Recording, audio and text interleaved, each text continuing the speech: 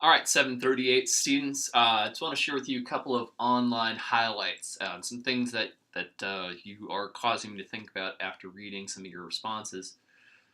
A couple of things here. First off, kudos. Again, I think you're doing a really good job of connecting with each other and pushing each other's thinking deeper, particularly back into our own experiences. And so this one, like, have you noticed the placement? A lot of group work, more students doing their own stuff, really helps us connect back to the experiences that we're seeing, relating theory back to practice, and so that's wonderful. A couple of things that you noticed, I think, that is worth drawing out from this video. Um, When he mentioned that it's really clear that they participated in this type of lesson before and already established community norms and expectations. Also really encourages the students to talk with each other and ask each other their own questions. And just really helping support that by the teacher explaining to the students that, hey, this is what scientists do, they work together, and then providing some scaffolds or support, some sentence strips such as, I agree with what so-and-so said when they said that this is causing the dam, and I also think that.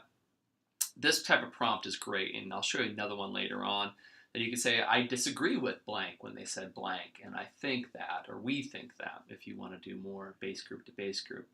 But you're right in noticing that this teacher is probably not her first rodeo in doing this, and certainly this seems like there's some scaffolding or support that's going on with this that happens prior to this video. Some of the things that you're wondering, like, how do we begin to support students in this type of learning, and how do you support this in terms of making sure that all the students are contributing and active in this, and like what man, how does a teacher get good at this? So again, putting that effort or growth mindset on, how do we improve our skills in that? And I'll have some ideas on that here in a second. Asking if the teacher is using these content talk moves in other content areas, and my answer probably would be I probably would bet so. That's just from my anecdotal experience and talking to the students that I've worked with, is saying like, oh man, I'm using this in my other content areas. How do you start this? So how do we start to scaffold to support these talk strategies? And like, how do you make sure that you can remember them? How do you become so skilled? And how do you develop this culture? And I think that this quote that you picked up on in the video, that this is not quick at all. Like, it takes a lot of continuous work to do this and develop this. So a couple other things too that I thought were interesting to take away from this is like this idea of how do we assess students. Like, there's a lot of assessments, and we've done some analysis for classroom work, and just noticing that when we took apart the science of jars lesson, and we found like, man, there's just a ton going on there. How do you keep track of what's saying? And finally, this one is like, it seems really overwhelming to put all this stuff together ourselves. And I hope my school has a strong science curriculum. And I think that is absolutely the key, to have strong science curriculum that you can adapt, and making sure that you're working from good stuff, that you can put some more science moves or talk strategies into that. So here's a couple things to respond to this. And I've mentioned this before, but again, I want to mention this again. This idea of growing eyes on the back of your head, it just becomes, automatic for you. This is what I love, this image here of this teacher, the students, she's got her back to the board, and, very certainly showing a very passive, teacher-centered mode of instruction. But these teachers do grow eyes in the back of your head. Like, this is going to happen for you. Like, again, as you begin teaching, you're making hundreds and hundreds of decisions a minute, and your brain is not used to making those decisions. And over time, what will happen is that if you are really, really prepared and you think through the questions that you're going to ask, and when you're going to ask them, and why you're going to ask them, what the intention is, and if you put that stuff down in your plan, and then you also have that talk moves sheet out for you, then you've got that to refer to. What's going to happen is and also making sure that you've got these talk moves in your PowerPoint presentations, right? I think that is super key. So, keeping that talk move sheet out, and then also putting talk moves into the presentation, making sure that they are in the lesson plan. And sometimes having a cheat sheet, too, of those specific questions can be really helpful, too, as you're preparing your lessons. So again, just kind of this point here, this was a quote that I found here about this idea of slowing the game down. And this, this coach, NFL coach, believed that the mental aspect of the game wasn't just an abstraction. That when you're better prepared and the more focused you are, the game slows down. That's really what we're trying to after, slowing the game down for you. How do we slow this game down for you? And that comes with practice, and it comes with a lot of preparation.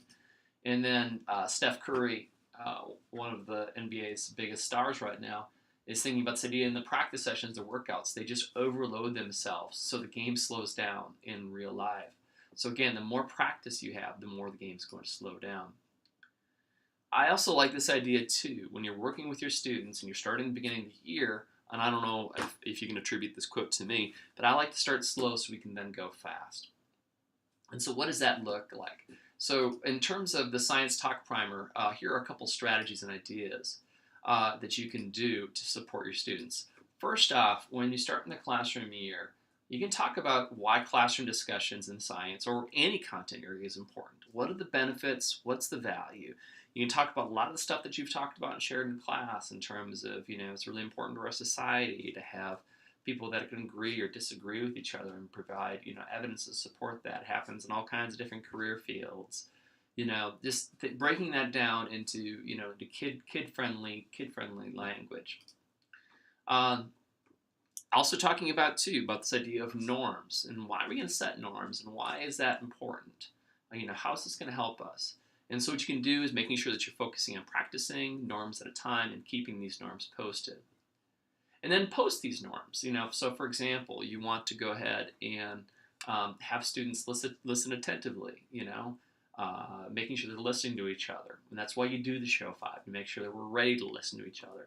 Make sure they're responding respectfully. So in helping students trust that their ideas, but not the people themselves, are being challenged.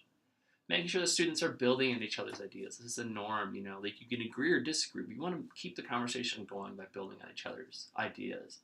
Make sure the children are speaking loudly enough so everybody can hear. And just double checking, can everybody get a chance to hear that? And so making sure you're keeping up with that. Make sure everybody contributes and has a chance to participate. So again, I think a great way to ensure this is making sure that you're doing the think, pair, share. And again, it is a question that you raised earlier about this idea of how do we assess that. And so I think one of the ways that you assess that is, you walk around and you listen and making sure everybody's participating. But then you also assess too as you move on individually with those formative assessments to making sure that those course concepts are being developed. The other thing you can do, and this is an example of an anchor chart that one of my students did with hers, and she realized that the Science Talk moves were not necessarily being incorporated into the classroom when she was teaching it, and so she just set up this really simple anchor chart. I noticed, I wonder, I agree with so-and-so because, I disagree with so-and-so because. And I will share this printout with you too. This is kind of a more advanced peer-to-peer prompt tool, but it's something, just as some sample ideas that you can use to support this interaction. So again, I think that you were noticing some really good things here. It's really clear again that this classroom is not this is not their first rodeo, right? But I would imagine that this teacher really spent a lot of time working on these norms and setting these norms up too, and did a lot of practice around this as well. But again, this is not an uncommon practice from what you see in a lot of elementary schools and secondary schools around the country, where those first couple of weeks are really just kind of training in or supporting some of these strategies. So again, thanks for a productive discussion, and